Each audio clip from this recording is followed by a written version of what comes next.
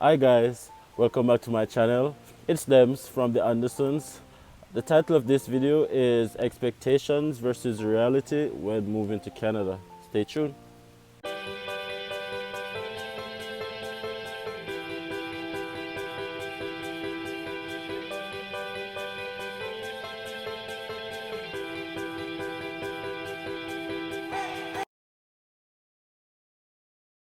Hi guys, welcome back. So as I said, the purpose of this video is to try to capture most person's expectation when they're moving to Canada versus what it is really like. Before I get into it though, I just want to wish everyone healthy 2020. I know that 2020 has been a strange year for most of us. It's now September, just a few more months to go into the year before we start looking forward to 2021. Just be safe, be kind to each other, love each other, and just try and be as best as a human being as you can. Please don't hesitate to hit the subscription button below, like, share, and definitely leave a comment. Many persons are always wondering what is it like moving to a new country, especially if it is that you have never lived in another country other than your own country and stuff like that. It can definitely be something that is nerve-wracking and a huge adjustment for most persons. For me, I'm from Jamaica. My family and I, we are from Jamaica originally. We moved to Canada in 2019, so we have been here now a little over a year. We have pretty much a general understanding of the reality of what comes with living in Canada. So that is what we want to share.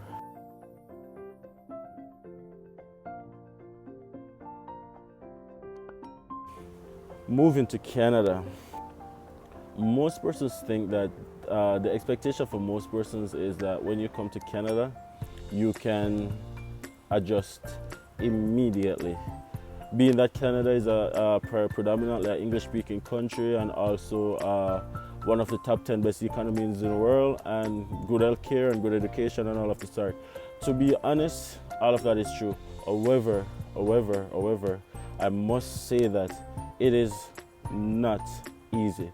It is not easy adjusting to a Canadian lifestyle because it's a huge culture shift. Most persons think when they move to Canada is immediately your life will be transformed, and immediately, if it is that you're coming from a poverty-stricken country or you yourself are not really accustomed to having like the finer things in life, just immediately moving to Canada, like things will just become automatically changed, and you will then become this rich successful individual who is not going to go through poverty anymore.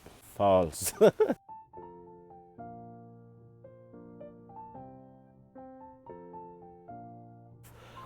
If it is that you're coming from a third world country like I came from Jamaica. I had qualifications in Jamaica, I had a lot of working experience in Jamaica. But when you move to Canada, none of that is important. You have to start all over again, right?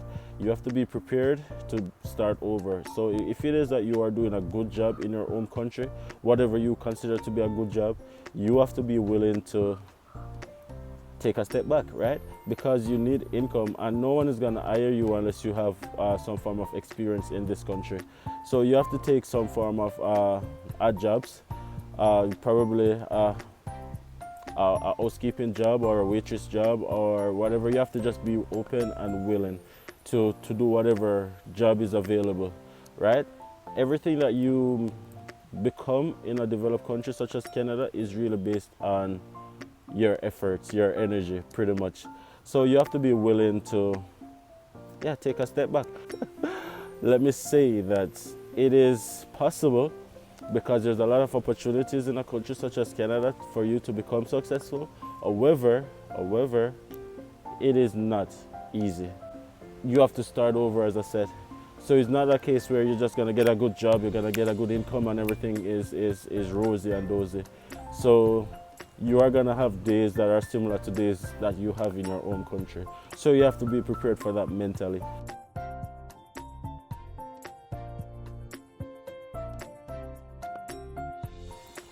Being a developed country, you would assume that some social problems that exist in a third world country, I can only compare Jamaica, that's where I'm from, will not exist in a developed country such as Canada, but that is the truth. People here are struggling too.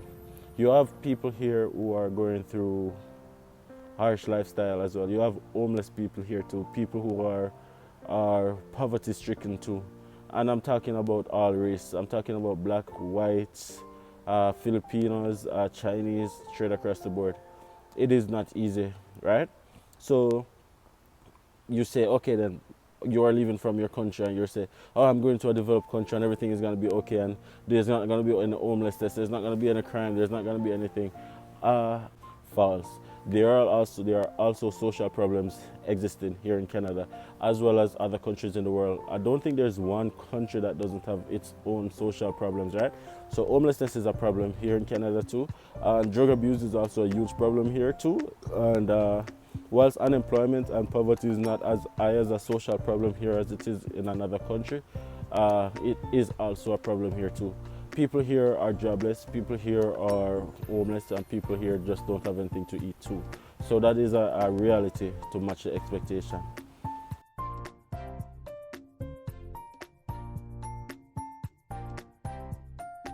In moving to Canada, the expectation is it's a cold country. And I came from a tropical country, so I always hear that, oh, Canada is a cold country and stuff. And you expect it to be cold, but let me tell you something. The reality is way worse than what you expect. You have to actually be in it to understand it. And I'm telling you that Canada is a very cold country.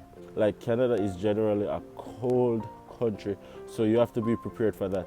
You have to be prepared to know that, hey, I'm making a transition from a tropical country to a predominantly cold country.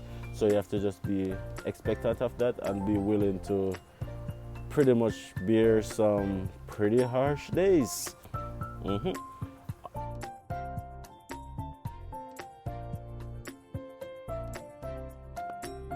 Okay, the cost of living is the next one.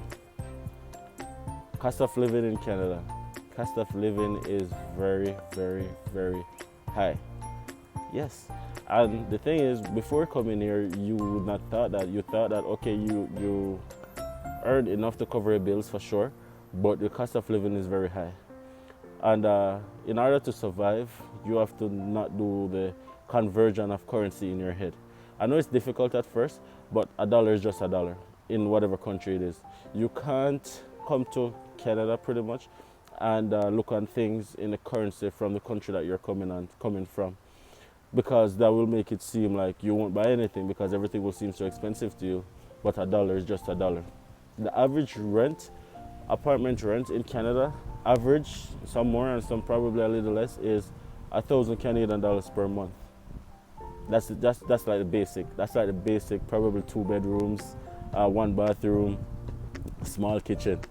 That's the average is like 1,000 Canadian dollars, and if I do the conversion, that's like 100,000 Jamaican dollars, and that can get me like probably a 5-bedroom, 3-bathroom in a very upscale community in Jamaica. So you can't do the conversion in your head, and the cost of living is very high. Food is expensive, rent is expensive, daily lifestyle is expensive, but you earn enough to cover your general expenses. So that's the thing. Income is pretty steady in Canada. It's very easy to get a job, even though but you have to be willing to just take a step back. You have to be willing to start over. But once you're willing to do that, earning an income is pretty easy, right? So you definitely earn enough to cover your bills. That persons who come to Canada think that, as I said, everything is gonna be rosy, everything is gonna be smooth, everything is gonna just fall into place and everything and all of that. And that is possible. But it depends on you. You are the one who determines what you become in life, not just in Canada, not just in your own country, but in any country that you probably find yourself.